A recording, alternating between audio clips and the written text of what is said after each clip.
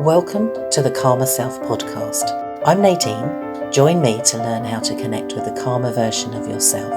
I'll share with you my tips and coping strategies for reducing feelings of stress, overwhelm and guilt so that you can live a productive life with ease and joy. And there'll be inspiration from other wellbeing therapists, experts in relaxation and fellow calm crusaders. Well, hello everybody and welcome again to my Calmer Self podcast. Today I am talking to the amazing Jessica Fleischer, and I'd leave you to introduce yourself actually, Jess, because you have such wonderful things that you've done and how you want to introduce yourself. So hello, welcome today. Please introduce yourself to everybody. Thank you, Nadine, for having me on, and thank you to everybody who's listening. I'm Jessica Fleischer, aka the Kickboxing Queen. I'm a 2 times English kickboxing champion and a 2nd degree black belt, a hypnotherapist, and the founder of I Am Fighting Fit, empowering wholehearted health, inspiring individuals, and creating confidence. So that's Brilliant. who I am, and briefly what I do. That is perfect. I couldn't have said that better. So I'm so glad that you did that bit. That is lovely. Now, you might not be, to the people that are listening and watching, an obvious choice for someone to talk to about calmer self, but it will become clear, won't it, as we chat about how you balance, what you do, because it is quite diverse what you cover, isn't it? And very, very interesting. So really looking forward to chatting to you more. When I first met you, I've got to say, I was blown away. I mean, I don't know how long ago it was that I met you, but I was blown away by your energy and your enthusiasm and your passion for all that you do. And then as I gradually got to know you more, I've seen how you've developed, which has been wonderful. And you're still going, aren't you, which is great. And you came to one of my rest and relaxation retreats, didn't you? Seems like a lifetime ago. You treated your mum, which was lovely. And if I can sort of quote you, I think after that you said, that rest was really good, because I think at the time you weren't the best at the resting. It wasn't easy for you, was it? The rest bit, you were on full power all the time. No. But you did say that it helped you be more productive, didn't it? You had that little rest, took time out, and then So it would have been 2019, and it would have been September or October. So I became a champion in July. That gave me the confidence to go self-employed. So I met you right at the beginning of my self-employed journey, and I was very stressed. I was trying to do everything. So you say about that energy, and you'll understand how it works. It was a nervous energy. It was I need to do more, I need to do more, I need to do more constantly. And anybody who's ever gone self-employed knows how much there is to do when you start a business, especially for the first time, when you think, oh, I'm really good at what I do, I'll be good at doing business too. Like, I was a good kickboxing coach. I am a good kickboxing coach. I'm better now than I was then. But I didn't know how to turn that into a profitable business. So I was suffering. And your retreat, I actually booked it for my mum for her birthday present, but it made me have the day off to rest and relax. And then the following Monday, I had the most productive day I'd had in who knows how long, because I'd taken that time out from being busy and stressed, and I justified it because it was for my mum. So why do we prioritize other people over ourselves? That's a good question to ask. But I benefited so much from it. So it was wonderful. Lovely, lovely. Can I just say though, you might have been full of nervous energy, but you were smashing it. You were doing it. You might not have felt like it at the time, but you really were. And it's wonderful, isn't it? And to stay, as I say, to see you develop as you are doing, is so lovely for me. But it really is, there is that sort of balance, isn't there? And I think, we can really appreciate that we need a bit of everything, don't we? We do need energy and enthusiasm, but we do also need to step back every now and again, and it does make us more productive. So, as you've said, it's quite diverse what you do. You go from this fighting almost mentality, kickboxing, coaching, all of that, pushing, building your own business, which is wonderful. But also now you have trained in hypnotherapy, haven't you? Can you just explain to everyone a little bit how you work that combination? Because it's quite fascinating to me, and I'm sure everyone would be interested to know how that works for you and the people that you work with. It's quite fascinating for everyone. People say, how are they connected? So I do them quite separately. So I do the kickboxing separate of the hypnotherapy, and I do the hypnotherapy separate of the kickboxing. But health is wholehearted, holistic, integrated, whatever word you want to use. It's not physical health or mental health. So I have been a kickboxer for nearly 10 years, a coach for just over 5. I've been fighting for 5 years, and I've had underlying anxiety fueling that. So we mentioned before we were recording how it became a coping mechanism. So that went from the fighting, the competing, the physical activity in this heightened state, and it's quite a healthy coping mechanism. It's better than, say, drugs or alcohol, but it was fueled by an underlying cause of needing, not feeling enough, constantly needing to do more, be more. And it's okay to strive to improve. But if we can use the hypnotherapy to remove the underlying trauma, the underlying cause, which was often before we were 7 even, so something from childhood that we've been carrying with us, then we can perform at a better level, a higher level even, but in a healthier way. So they combine in the sense, and fighting can be a metaphor in that whatever it is that you want to achieve, you're probably not going to fight in a ring. Again, I can use hypnotherapy to work with sports professionals, but I can also use it to work with business professionals, people who want to speak on stage, people who want a promotion perhaps, and they find themselves struggling with that anxiety. It can even be something much more everyday, like I'm working with a lady who's really anxious about her wedding in September. And then I also use it a lot with people's struggles around eating. So I love food. I enjoy eating, and we eat for energy. And I do not like the diet industry, but I can help people improve their health. If they want to lose weight, if they want, and I don't like the term weight loss because it feels like we're losing something. If they want to create a body that makes them feel better about themselves, increases their confidence, I can help them do so using a combination of the physical activity and the hypnotherapy to release the emotional causes. Because when we find ourselves overeating, it's not because of physiological hunger. It's because of a habit that we've created. It's because of an emotional, a stress, boredom, whatever it is. And once we go to that deeper level, the subconscious level, we can release that. And actually, you're free to enjoy your lifestyle, creating healthier habits. So does that answer how they link in? Perfectly, actually. I love the fact that you say you don't necessarily do them together. You don't do them at the same time, but they Not do go always, hand in. but they do go together. And the They other do thing, go together, don't they? I really think that I can really understand how the two really yeah, benefit each other, and how if you're helping people in that, like you say, that holistic way, that is really going to help. And that idea that, being a sports person, and your fighting mentality, really helps, doesn't it? Like you say, to achieve any goals that people want, and whether that be personal or professional, it really can help. And I would imagine from that, the way that I see you, and probably a lot of other people do, you're quite inspirational. You really do walk your talk. You are actually living proof that you're doing it. So for someone who is struggling a little bit, like you say, in any area of their life, they can look to you and go, well, actually, she doesn't know what she's talking about because she does it.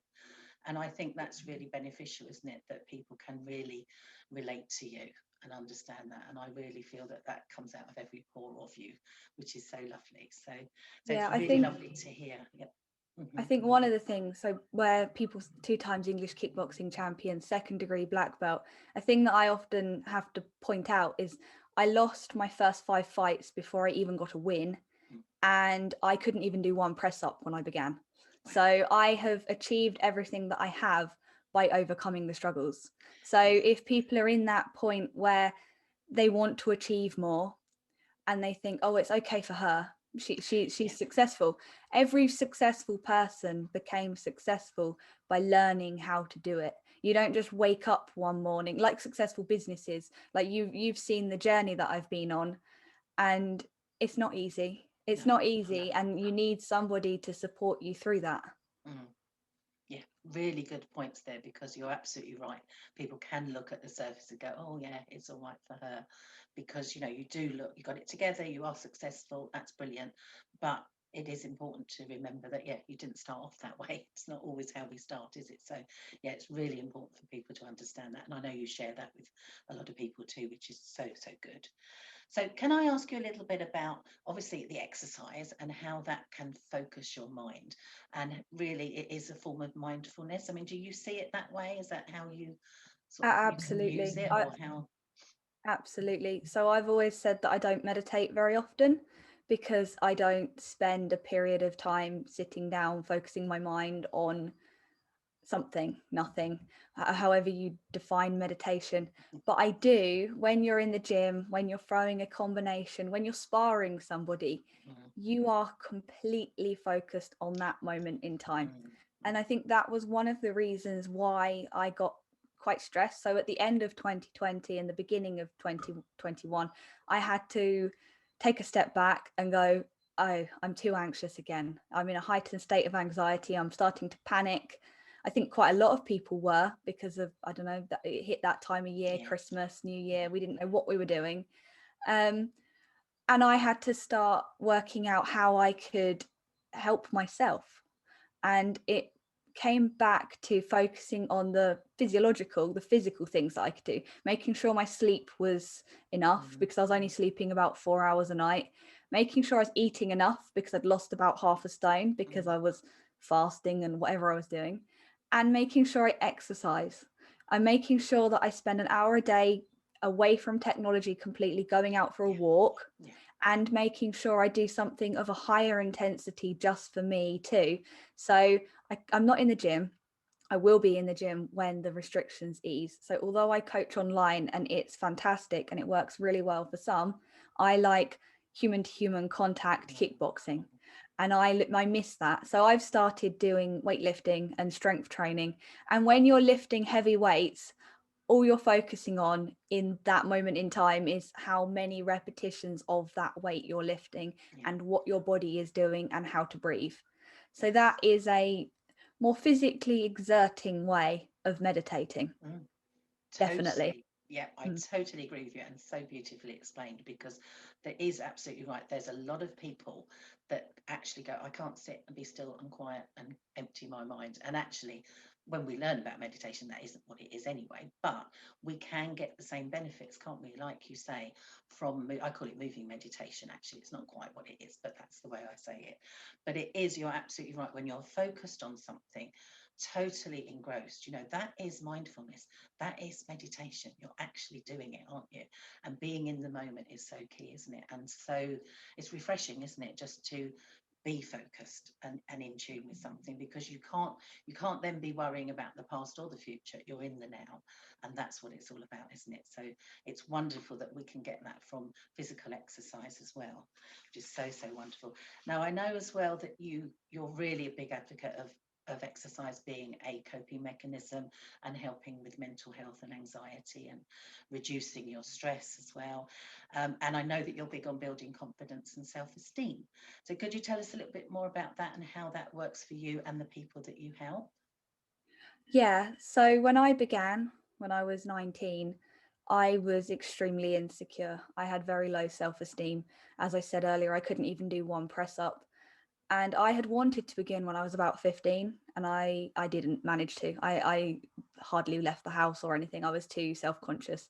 But by the time I was 19, my boyfriend helped me. He began kickboxing too, and he held my hand on the way to the dojo.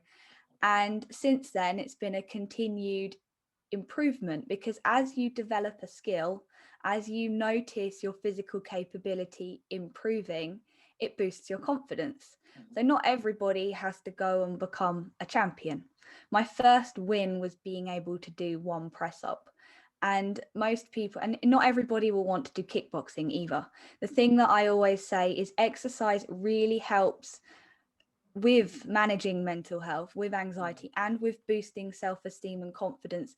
Because if you can find the time for you and you can find an exercise that you enjoy. So I get so many people say, oh, I hate exercise. Mm. They're probably thinking of exercise classes, going for a run, the gym with the music pumping out. And some people love it. Great. It might be for you, but you might enjoy going for a walk, going for a swim, dancing, perhaps putting your favorite song on and just having fun. So if you can find something that's fun for you, and then the final part is as part of a community. So the martial arts gym, Yes. the community that I've created online, we don't just turn on, kickbox, turn off.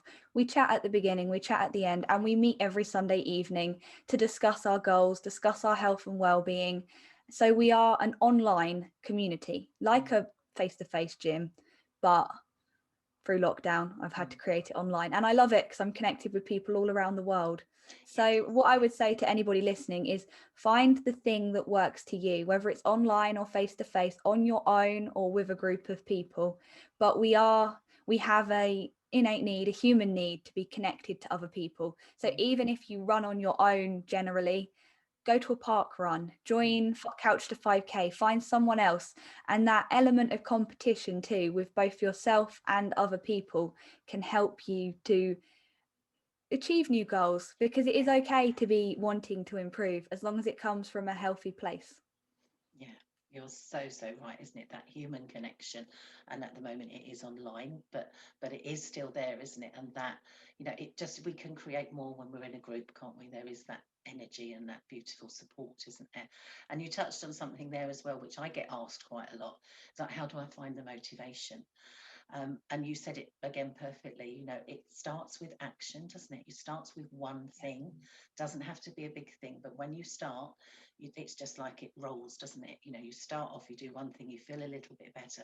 That spurs you on to do a bit more, and you build, don't you? You build your confidence, you build everything. Yeah, and it starts with stepping out of your comfort zone. So that first step is not comfortable.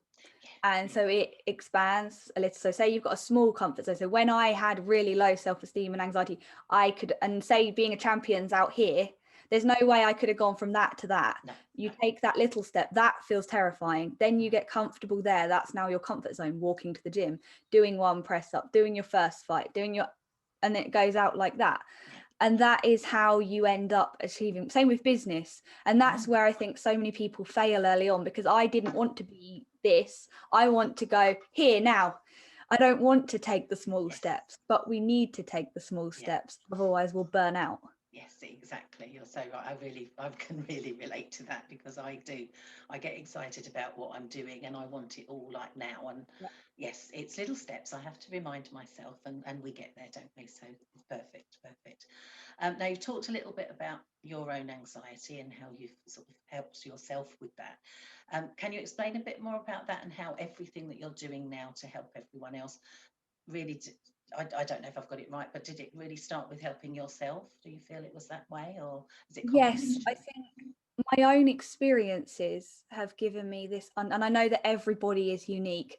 So I can't compare, oh, I dealt with it this way, so this is what you do. And I don't work like that. But having managed to create my own confidence, so the becoming a champion, that created the confidence to go self-employed. And so I still get self-doubt, I still get nerves. Everybody does. And people say, oh, but it's all right for you. You look so confident. It's like, because I've practiced it. So I can help other people. And you said it yourself, Nadine, before we hit the record button, before you go live, you have to take a deep breath, and then you have to switch on. That's the same when you fight. It's the same when you speak. It's the same when you, whatever it might be, when you walk down the aisle on your wedding day. We have these situations in life that cause anxiety, and that's okay, as long as it's in a healthy balance and we can overcome it. And then we have the time to relax, rest, recover, because we don't always want to be in that heightened state. But I realized that I was always in that heightened. Other people told me, I think you told me, and I didn't listen. And it got worse and worse and worse, until I got to the point at the end of last year where it started to affect me physically, where I realized I'm not sleeping, I'm not eating, and my mind was going so fast I couldn't concentrate. I wasn't achieving anything anymore. So I got help. I got hypnotherapy myself. I'd already qualified as a hypnotherapist, so I'd already felt the benefits of how healing hypnotherapy is. But I then used that as a fuel to do more yet again. So I had to take a step back. I had to get hypnotherapy myself. I had to stop running my business for a couple of weeks and only do what I could cope with. Because if you are a therapist, you can't be treating clients whilst you're struggling yourself. It would be unethical and dangerous, perhaps. And so now I'm pleased to say that it's all completely under control and I feel better than ever. My business is doing better than ever because I've learned the need to rest and recover, to get the balance right, to have the routines that you, so where I was getting up at really early in the morning, trying to get everything done, staying up too late because I wanted to get more done. I have to be disciplined. I have to set times to start, times to finish, times that I go for my walk, times that I eat my lunch. And I think that's the last point of motivation as well. I didn't mention it earlier, but you're not always motivated. Sometimes it does take discipline. And so motivation isn't always for doing more. If you're highly motivated and you want to achieve something, you also have to be disciplined to do less. And that was a big thing in my mind because I was like, I'm really disciplined. I'm going to keep doing, I'm going to do a podcast. I'm going to do this. I'm going to do that. I'm going to do this. I'm going to do that. And I thought discipline, motivation. Actually, I need to be disciplined to do less. And now I'm noticing the benefits of that. I'm becoming more motivated to do less, to prioritize my health. So that's how I help other people. I help them, especially if they are high achievers wanting to perform at a high level. They run their own business and they don't want to do less. But actually I can help them through the hypnotherapy, through looking at their lifestyle as a whole, what they're eating, how they're moving, how their relationships are, whatever it might be for them in their situation. And I can help address the underlying causes and then also help them change the way they're operating on a day-to-day basis. And they will notice the improvements themselves too. You're so right, because it is noticing, isn't it? It's noticing how it is for you and realizing, like you said earlier, you didn't realize you were stressed, and that is very common, isn't it? But then recognizing as well that it is okay to step back every now and again, because I think we all get caught up in that kind of fear, maybe, don't we, about we can't stop, we can't rest because we won't be able to pick it up, or we'll miss something, or I know I can feel like that, I don't want to miss anything. So you're absolutely right, and to learn to pace yourself and to learn that it's okay, that cliche, it's okay to not be okay, but also it's okay just to step back for a little bit and build your confidence that things won't go away if you step back. I think that you've proved that, you can do that, and it's lovely that you can help others. I mean, I do a meditation for myself as much as my clients on, very simply, effort and surrender. It's just breathing in and breathing out, saying those words, effort and surrender, because we have that balance. So yes, we put our effort in, we do work, we push forward, but we also take time to surrender. And surrender for me is a big word, because it's giving it up, isn't it, to the universe, trusting, all of that kind of thing. But it's very, very simple. But it's just to remind myself as much as anything that those two go together perfectly. And you've just explained that again, you incorporate that. And you've really explained as well how you fit it in your day-to-day life, going through everything, your eating, your pattern, your rest, relaxation, business, clients, and self-care, because it's important to get it all. And some people might find that in itself quite overwhelming, but it is important. And like you say, you can look at people's lifestyles and go, right, this is where we can improve here, this is what we can do. And it's nice. I think people like to be held in that way, don't they, and be supported, to be shown how to do the day-to-day, because it's not easy, is it, sometimes, just to get it right. So it's not. We don't, and if we don't know, because we look at someone else, oh, it's easy for her. She does it. I didn't, and hence I was suffering. And I knew better. So, and I've studied this for years and years. But even people who are coaching people, even therapists, they need help themselves too. When nobody is perfect, and so like the champion fighter, they don't fight without a coach in their corner. They'd be very silly to. Everybody needs someone else to look at what you're doing and say, how about this? How do you feel about that? Would you rather do this? And to help, and also to help you improve. That you might think you're doing it to the best of your ability, but a slight improvement could have significant results. And you don't know that until you do it. Someone else who does know it, who's had the training, who's lived the experience, whoever it might be, it's simple to them. but they know it. So until we know, like you said, you will have seen it with me, and you can't make someone change, but you've seen the changes over the last year or so. And it's so rewarding to notice when people start listening, when they start doing it, and then they come back to you and they say, thank you so much, you've transformed my life, you're incredible. And I'm like, no, I'm not incredible, you're the one that's doing it. You've done it. Like that, the people that I work with, they say, and with the hypnotherapy, oh, you've changed me. No, I've allowed you to change yourself. That's it, you're facilitating it, aren't you? But what intrigues me more is the people that you can see blossom and do well, and they don't even realise how it's happened. And that's actually quite lovely, isn't it? Just to know that everything that you put in place does actually help, which is lovely. And I think it's that kind of like you say, just sharing what you do, sharing your knowledge and how you've, sharing your experience really does help others, doesn't it? And like you say, you're facilitating. They're doing all the work, but you're helping them, aren't you? You're sort of holding that space for them. So how can everyone get in touch with you? How can everyone find out more about what you offer and what you do? You can just tell everyone what they can do. So the best place is probably my website. So that's www.iamfightingfit.co.uk. You can also feel free to find me on Facebook or LinkedIn as Jessica Fleischer. I'm happy to talk to anybody about anything. You mentioned it earlier, and I know that you listen, and I'm really grateful that you listen. I'm also a presenter on Bexhill Radio. So that's www.bexhillradio.co.uk. So it's a lot about championing local businesses and health and well-being, with a focus on inspiring others to go take action and improve their own lives and health. That is so lovely. Yes, and I'm so excited for your radio show. It's wonderful. You're doing a brilliant job. I love it. And I know that you're championing all that mental health and well-being, aren't you? So it's a really brilliant thing. So wonderful. So I like to finish just with, perhaps if you can share some of your wonderful words of wisdom with us, something that you might want to share with everyone that they can just take and go, oh, remember that. You got something that you can share?